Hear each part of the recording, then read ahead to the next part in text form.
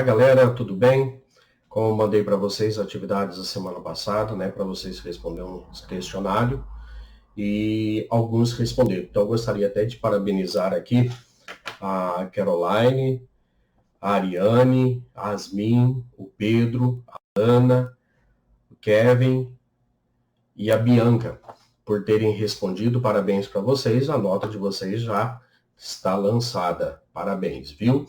E os demais, por favor, pode entrar lá, pode responder. Entram lá no Google Classroom, eu deixei tudo organizado lá, está organizado por bimestre, tem todas as aulas do Centro de Multimídia, tem também as minhas aulas que eu tenho gravado, está separado lá, o professor Valdecir tem as atividades. Entram lá e vão fazendo, porque se deixar tudo para a última hora, mais para o final do ano, vocês vão passar apurado, tá ok? Então, aguardo vocês lá fazendo. E como vocês, pessoal, já fez algumas questões, eu vou dar esse retorno para vocês e discutir essas questões com vocês agora. Ok? Um grande abraço para vocês e vamos lá.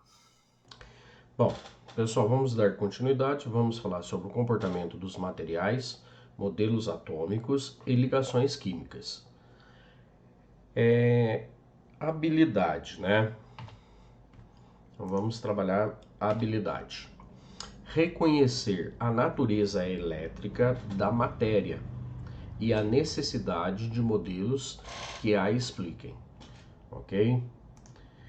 Bom, primeira pergunta que foi feita para vocês refletirem foi: por que às vezes tomamos choque ao encostarmos em uma superfície metálica?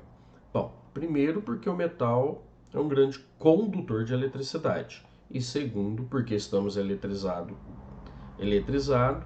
e precisamos descarregar essa energia acumulada em algum lugar. Então, quando a gente fica meio eletrizado, por isso que a gente encosta em algum metal, que a gente acaba levando choque, né? Então tá bom. Então, quando você estiver muito eletrizado, você quer descarregar, o que você faz? Vai onde tem um vaso de flor, qualquer coisa assim, bota a mão na terra, na areia, aí você vai descarregar e não vai levar choque. Então vamos lá. Segunda, por que alguns materiais conduzem eletricidade e outros não? Bom, primeiro, quem conduz a eletricidade, no caso, principalmente aí os metais, né? A prata, por exemplo, nós temos aqui um modelo da prata, tem os átomos da prata, você pode ver que está distante um dos outros, aonde percorrem o que aqui? Os elétrons. Então eles ficam soltos. Nós chamamos de íons, né? Os íons, tanto positivo quanto negativo. Então os íons da prata eles ficam soltos e aonde faz com que haja a passagem da corrente elétrica. Já na madeira e no plástico, isso não acontece. Então imagina a madeira e o plástico, todos eles ficam bem juntinhos, dando espaço para que haja a passagem de elétrons livres ali. Então, consequentemente, não tem choque, não tem descarga elétrica, não tem passagem de corrente elétrica. E por que alguns materiais sólidos não conduzem eletricidade, mas quando dissolvido em água conduzem? Bom, aí no caso, vou dar um exemplo do cloreto de sódio, que é um sal de cozinha, né? Você pode observar aqui na estrutura aqui né, você tem o positivo e o negativo, né? NaCl é sal de cozinha, ele é um composto iônico e ele tá bem organizadinho, né? O positivo com o negativo, tudo certinho, organizado, bonitinho. Nós falamos que aí a matéria está neutra, então não tem a passagem de corrente elétrica, aí não dá para fazer nada não. Porém, quando você faz a fusão dele, que é a passagem do estado sólido para o líquido, derreter o sal, você tem que aquecer a uma temperatura muito alta, ele acaba separando um do outro. Então, positivo e negativo, sobrando espaço para que haja uma movimentação desses íons aqui. Onde há movimentação de íons, há eletricidade. Então, o negócio pega mesmo. E se você pegar o sal e dissolver ele na água, também vai acontecer isso. Só que nós chamamos de dissociação.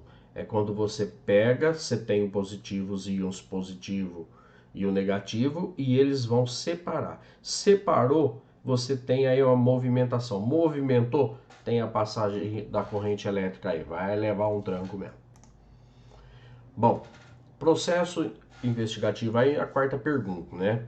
Como que acontece a descarga elétrica, o raio, né? Aí as pessoas falam, mas o raio cai, o raio sobe, como que acontece? Então, pelo filminho que vocês já assistiram, vocês entenderam que, né, o raio acontece porque a nuvem há uma carga negativa e o solo uma carga positiva. Então a tendência dos dois é compensar isso daí, é atrair um, atrair o outro.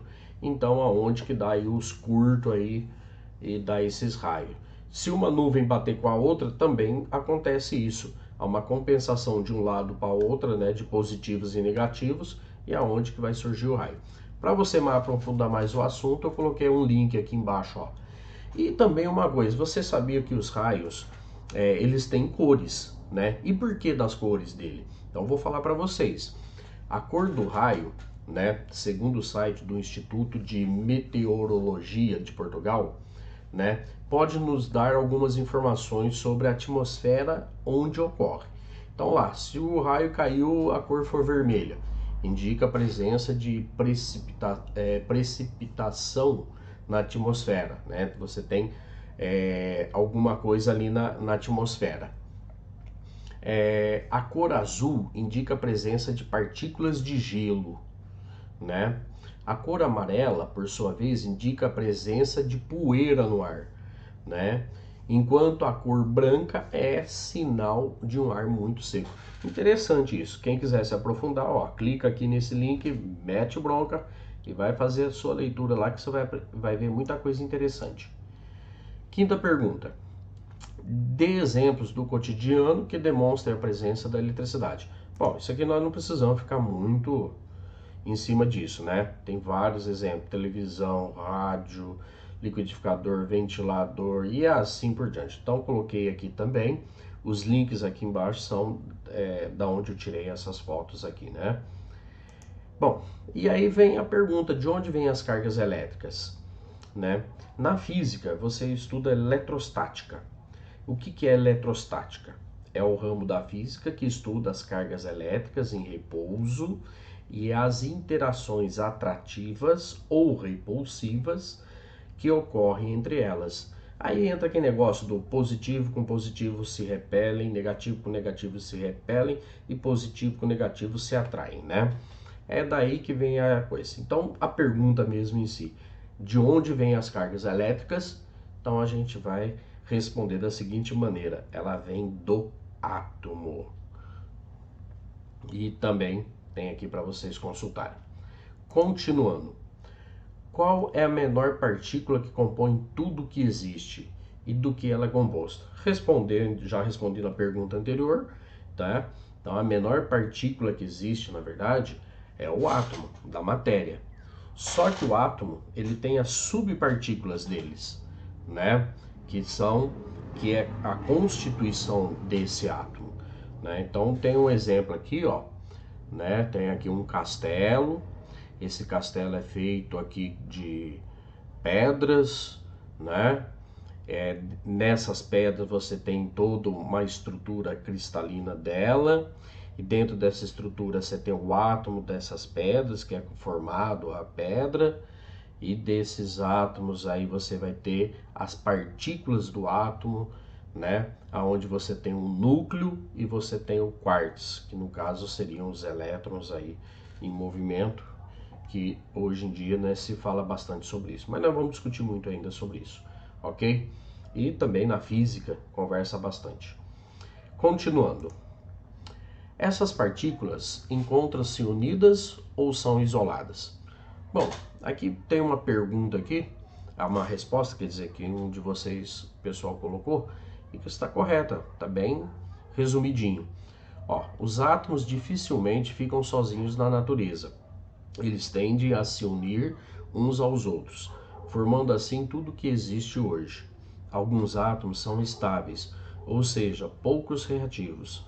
Já outros não podem ficar isolados, precisam ser ligados a outros elementos. Gente, Vamos pensar o seguinte, uma analogia aqui. Nós, seres humanos, nós conseguimos ficar sozinhos? Vamos pensar assim, né? Sempre nós vamos depender de alguém e de algo. Não tem jeito, né? Achar que nós vamos dar conta sozinho nesse mundão, não vamos não, né? Nós sempre vamos precisar do outro. E nós somos matéria.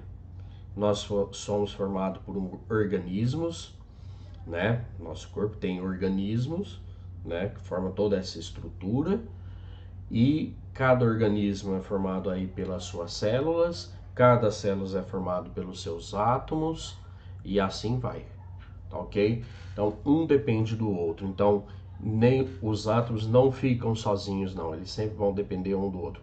Tem alguns que são mais isoladinhos, etc, tudo, mas uma hora ou outra eles se encontram. Continuando.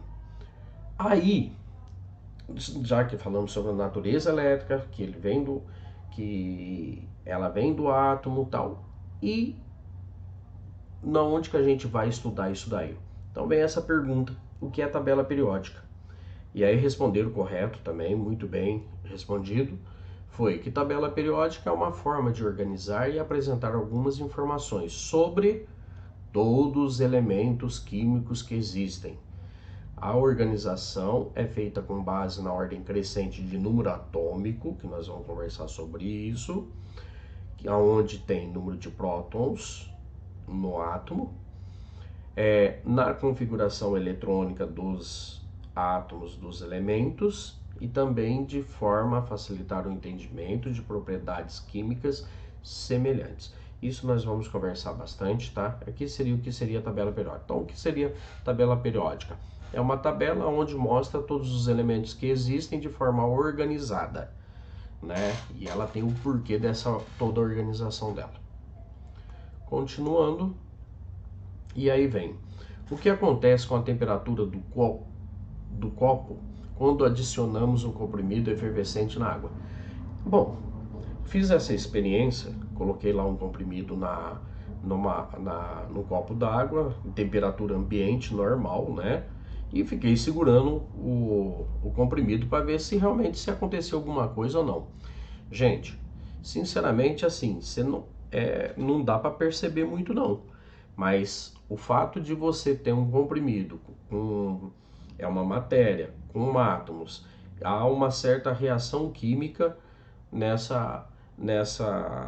sistema, né, entre a água e o comprimido. Há uma movimentação de elétron. Toda vez que tem movimentação de elétron, tem calor, tem energia, ok? Então, o copo ele aumenta assim a temperatura, mas é muito pequenininho, tá ok? Não dá para perceber muito não, mas que aumenta a temperatura, aumenta. Continuando. O que é energia na sua concepção? Colocaram essa resposta aqui, eu achei muito bacana, né? E está correta. Não há uma definição exata para energia, mas podemos dizer que ela está associada à capacidade de produção e de ação e ou movimento e manifesta-se de muitas formas diferentes, como movimento dos corpos, calor, eletricidade, etc. Perfeito, não vou além disso daqui. E aqui coloquei para vocês verem aqui uns símbolos que representam energia de alguma forma. Então são vários símbolos. Pessoal, muito obrigado pela atenção de vocês. Não percam na próxima aula, ainda esta semana, condutibilidade dos materiais. Ok? Um abraço a todos e até mais.